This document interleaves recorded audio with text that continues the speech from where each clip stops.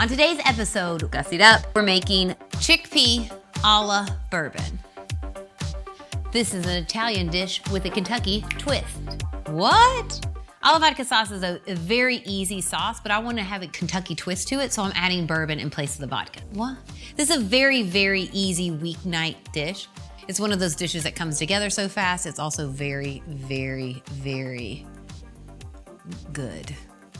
I don't know what to tell you.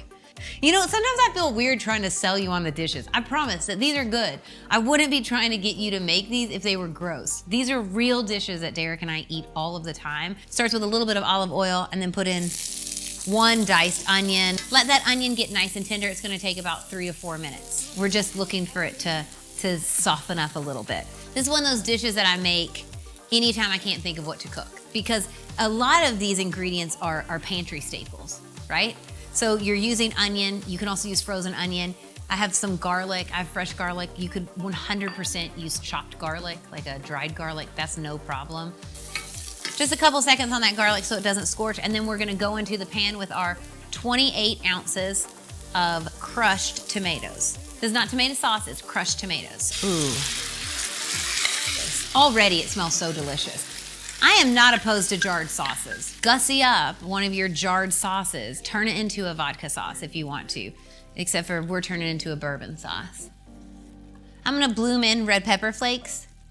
They're dried, but as soon as they get into this liquid, they start to really come alive. They soften, they'll make it all nice, like a little kick. If you don't like heat, leave those out. This is all about learning to cook and then finding out which recipes work for you and how they work for you.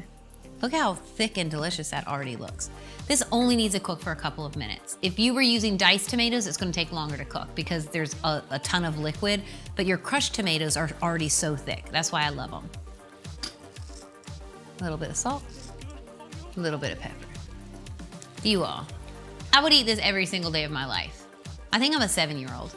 People are like, what do you like to eat? I'm like, I don't know, cinnamon toast, pasta with a red sauce, pasta with a cheese sauce, buttered noodles, baked potatoes. I was like born 6. Okay, this is a 1/4 cup of bourbon. If you don't like bourbon, leave it out. If you wanna make this an Alla vodka sauce, use vodka instead of the bourbon. I just like bourbon and I always have it at my house. It adds a little bit of smoke, but then also some of that oakiness that you get with like a Chardonnay or something. 1 can of cooked chickpeas, drained. We just put those little bad boys in. We really just need these to warm through because they're already cooked. Unflavored oat milk is my favorite plant-based option for making this. And there's a ton of vegan style parms right now that are absolutely delicious. So using a vegan style parm and oat milk makes this dish vegan, which is wonderful.